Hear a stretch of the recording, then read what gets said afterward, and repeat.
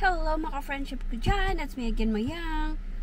Mukhang masyadong puting-puti itong ating camera for today's video. Ewan ko lang kung bakit nakaganito. Ano?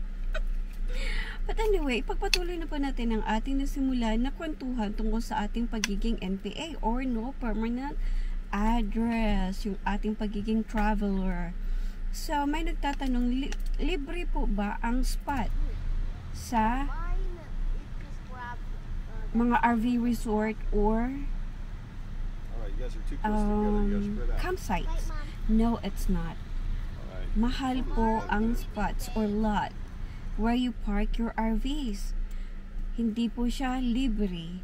And other than that, magbabayad ka din ng electricity and water. Kasi, oo nga, yung RV mo meron na siyang electricity and water. But then, you have to use your generator to run your water and electricity. So, kung hindi naman kayo magtatagal sa spot na yan or sa area na yan, sa resort na yan, you don't have to you don't have to pay for the electricity and water. Yun lang talagang at ang babayaran mo. Tumahimik muna ako kasi may dumaan. Tapos, ang kagandahan lang kasi kung nagbabay ka ng spot, para you can feel like, you know, may sarili ka na ring privacy. Kesa naman, while you're traveling, magstay lang kayo sa parking area or sa mga like big stores, you know, like Walmart, Costco, malalaki yung mga parking area nila. Pero alam nyo, kahit sa ganun pa man, hindi din kayo basta-basta makapark doon. Maswerte na kayo kung hindi kayo masisita, you know. Meron din naman dito sa US na mga rest areas. Yes, you can park there, pero hindi yun the all day na pwede ka nang magstay doon for free. Maybe for the first day, yeah, hindi ka pa masitanan. Pero pag everyday nandiyan ka na lang, no, that's a no. You have to move around too, you know?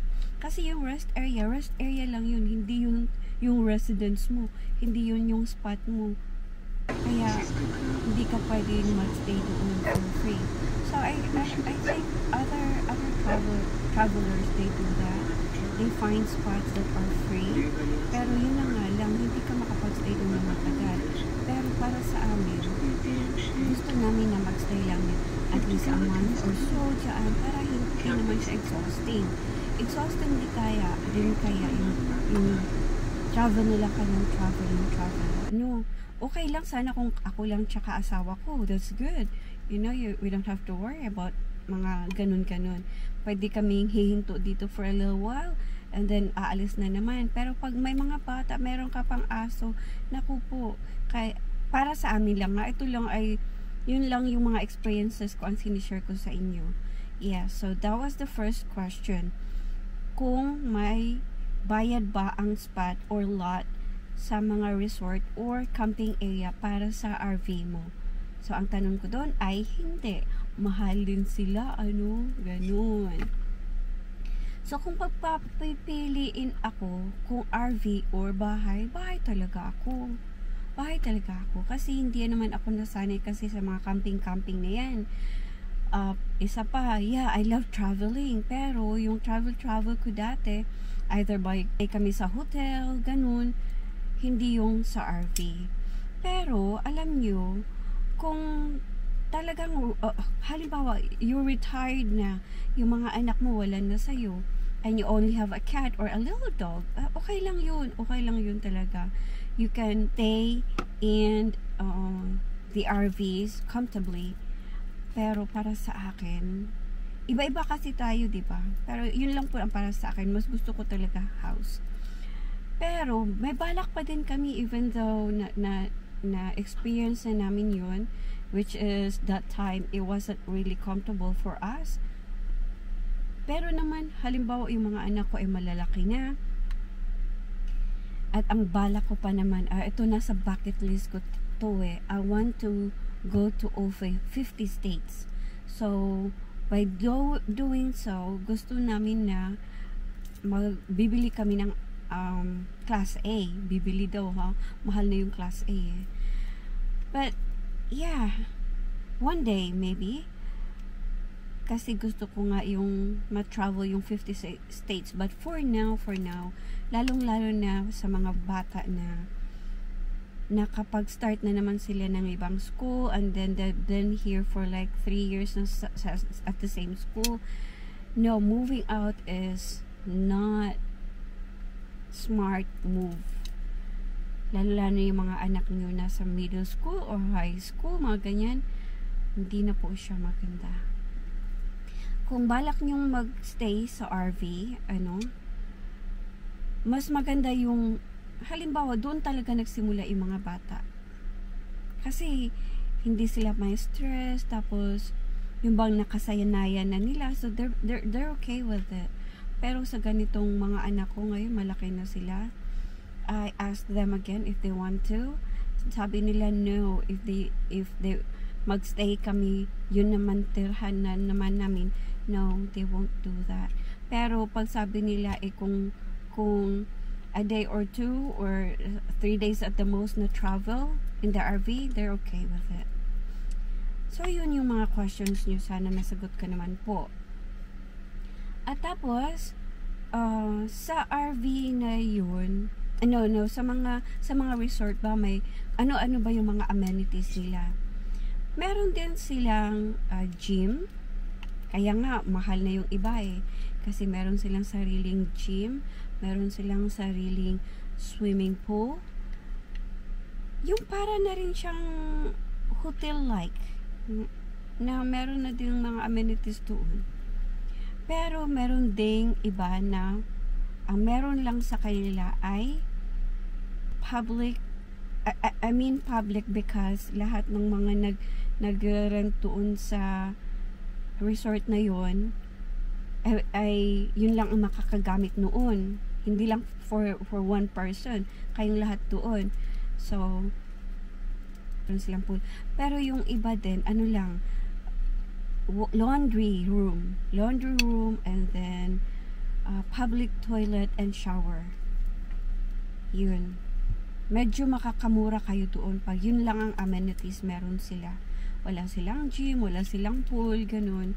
Medyo mura-mura doon. Para naman, lalong-lalo na pag yung gagastusin nun na pera, ayun lang yung mga savings nyo.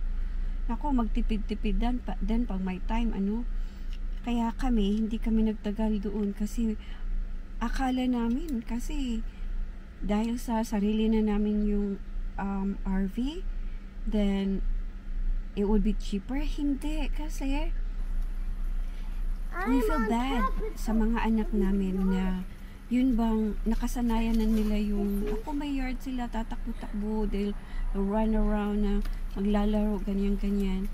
And now sa RV, meron lang kaming maliit na area na porch, ganun lang, maliit. So, ang nangyari, instead na ang akala namin makasave kami doon, lumalaki ang gastos kasi tinitreat namin, kinocompensate namin na maliit yung tinitirahan natin in going out a lot. Going out a lot means going to dinner at the restaurants all the time, tapos take the kids to the movies kasi yung TV namin sa aming RV is maliit, and TV namin sa bahay was 72-inch. Yung mga ganyan. Tapos, punta sa mga pasyal-pasyal sa mga park, Disneyland, ganun. Lalo lumaki yung gastos namin. So, kaya sabi ko, I think, hindi natin kakayanin na ganito. And then, ito pa talaga. That time kasi, si Dave, parang nasa under recovery siya sa drug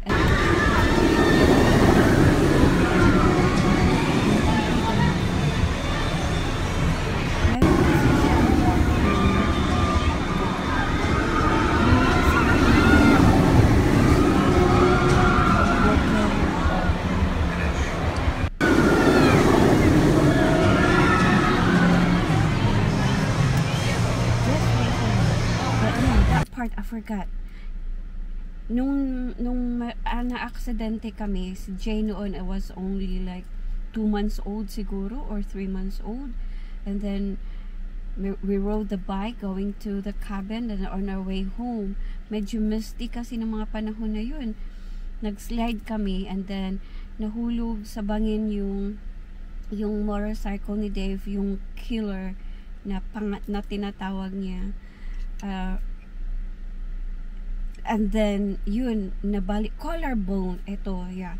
Nabali yung collarbone niya, and sa akin naman that time, kung hindi nga lang ako nag-let go sa kanya, wala akong sakit-sakit, kaso, hindi, sa aksidente kasi, hindi mo naman hawak ng, yung mga unconscious mind mo, gumagana, tama ba yung pagkakasabi ko? But anyway, nag-let go ako sa kanya, and then, nagkaka-road rush ako dito, and then, on my knees. Tapos, yun. Ako, okay lang ako noon. Pero siya, binigyan siya ng doctor ng pain pills. So, yung pain pills na yun, pataas ng pataas yung dosage kasi hindi gumagana na siya sa akin as time goes by. Parang nai-immune na siya Yung tumataas na yung dosage niya. Tapos ngayon, nung nawalan siya ng trabaho, bago kami umalis ng Alabama, nag-decide siya na he will quit taking those pain pills kasi for once yung insurance namin hindi na gaya ng dati na top yung insurance namin. This time wala na kasi yung work niya, so kung ano ba yun, yung kumbaga economy na lang yung yung insurance namin, hindi na yung top. So, ganun, nakapag-decide siya na mag-stop siya sa pain pills na yun. Sa tagal ng tinitake niya yun, hindi basta-basta na mag-stop doon. Yung recovery niya, OMG, naku, masusuka siya, nilalagnat, and then,